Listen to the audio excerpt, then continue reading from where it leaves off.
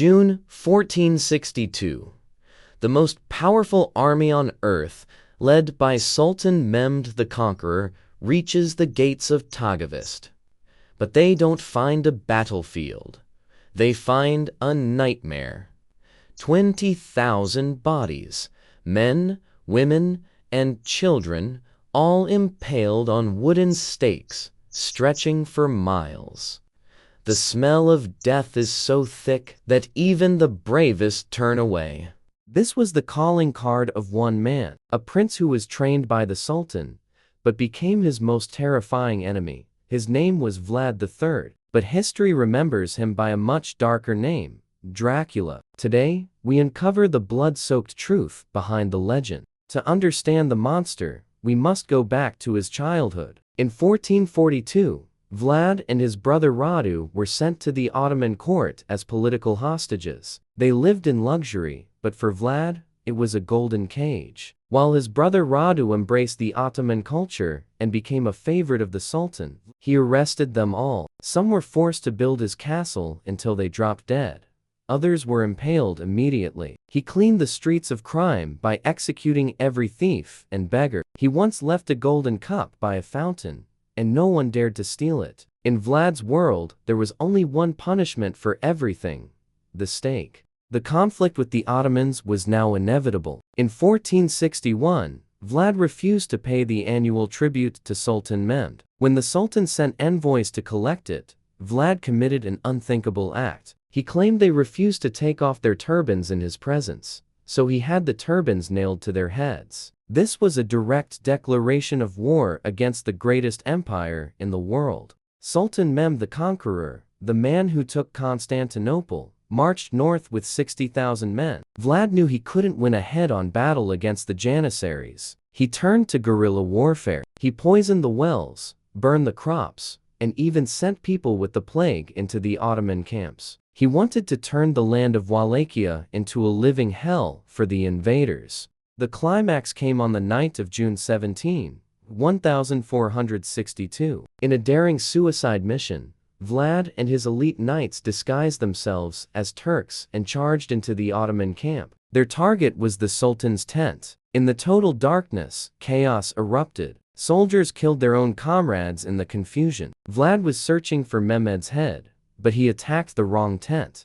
Despite the carnage, the Sultan survived. Vlad vanished into the night like a ghost, but he left behind a psychological scar that would never heal. When the Ottoman army finally reached the capital, they found the forest of the impaled we saw at the beginning. It was so horrific that even the Sultan decided to retreat. Vlad had lost the war, but he had won the battle of fear. After the night attack, Vlad was forced to flee to Hungary. He sought help from King Matthias Corvinus, but instead of an army, he found a prison cell. The Hungarian king accused Vlad of treason, claiming he was secretly negotiating with the Sultan. For the next 12 years, the most feared man in Europe was a prisoner. But even behind bars, his legend grew darker. Legend says that even in his dungeon, Vlad couldn't stop his habit of impaling. It is said he would catch mice and birds just to stick them on tiny wooden stakes. This psychological obsession shows that his cruelty wasn't just a war tactic, it was part of his soul. During these years, he also converted to Catholicism to gain the king's favor, a move that his Orthodox subjects back home saw as the ultimate betrayal.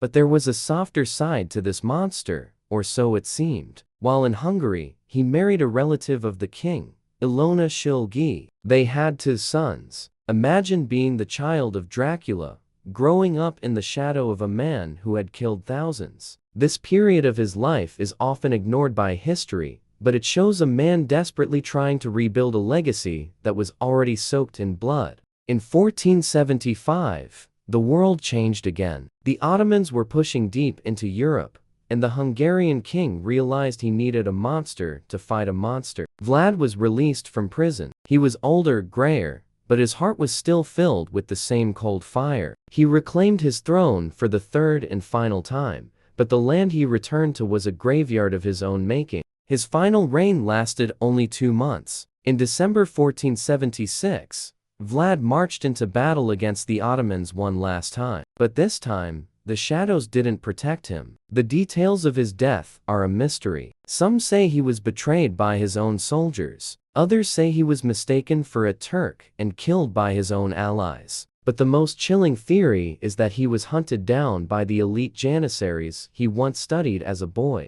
The Sultan wanted proof. Vlad's body was decapitated, and his head was preserved in a jar of honey to survive the long journey back to Istanbul. When it arrived, it was displayed on a stake in the center of the city, the very same punishment Vlad had used on thousands. The man who lived by the stake finally died by the stake. His body was reportedly buried at the Snagov monastery, but when archaeologists opened his grave centuries later, it was empty. For 400 years, Vlad's story remained hidden in dusty Romanian chronicles. He was remembered as a brutal defender of his land or a bloodthirsty madman. But in 1897, an Irish writer named Bram Stoker stumbled upon these dark tales. He was looking for a name for his new novel's villain. He found the word Dracula, which in Old Romanian meant son of the dragon, but also son of the devil.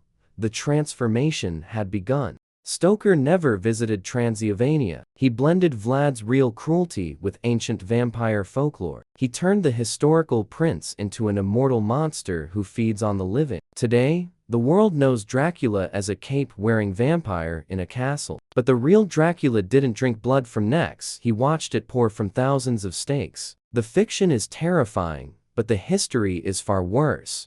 Interestingly, in Romania today, Vlad is not seen as a monster. He is a national hero. He is the man who stood against the unstoppable Ottoman Empire when no one else would. To his people, he wasn't a vampire. He was a stern judge who brought order to a lawless land. This is the great irony of history. One man's butcher is another man's savior. Which one do you believe he was? In 1931, a group of archaeologists arrived at the Snagov monastery, the place where Vlad the Impaler was supposedly buried. They expected to find the remains of a fallen prince. But as they lifted the heavy stone slab, their blood ran cold. The grave was empty. No bones, no crown, no jewelry. Just a cold, dark void that defied history. Where did the body go? Some say it was moved to a secret location to protect it from the Ottomans. Others believe he was never buried there at all. But a much darker legend persists among the locals of Transylvania. They whisper that Vlad's deal with the shadows wasn't just a metaphor. If the man was never found, can we truly be sure he ever left this world? Even 500 years later, Vlad's presence is still felt. Recent scientific studies on his old letters found something shocking. Researchers detected traces of a rare condition called hemolacria.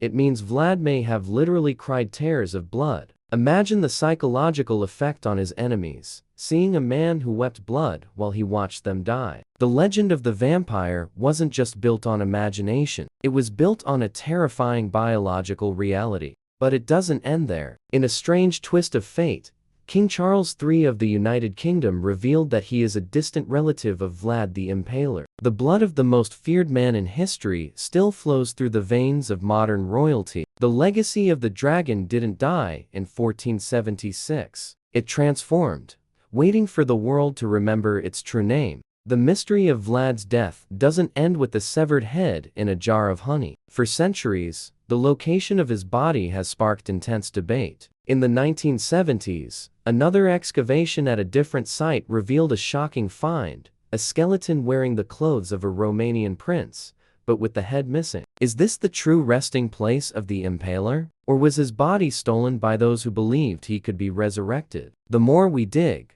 the more the earth refuses to give us answers. Some local legends in Transylvania claim that Vlad's soul was so dark that even the earth rejected him. They believe he wanders the Carpathian Mountains as a strigoi, a restless spirit that can never find peace. This belief was so strong that for hundreds of years, villagers would drive wooden stakes through the hearts of the dead, just to make sure they wouldn't return. The fear Vlad planted in the 15th century is still blooming in the graveyards of today. History is written by the victors, but the legends are kept alive by the survivors. Vlad III lived as a dragon and died as a ghost, but he remains the most fascinating bridge between human history and supernatural nightmare. So, I ask you, Was he a hero who saved Europe, or a demon who lost his soul? Write your theory in the comments below. I read every single one of your comments, so let's start a debate. If you want to see the rise of the empire that Vlad feared most the Ottomans, click the video on your screen right now. Don't forget to subscribe to join our journey into the darkest corners of time. There are many more hidden stories waiting to be told. Thank you for watching this dark chapter of our past. Stay curious, stay brave, and we will see you in the next nightmare. Farewell.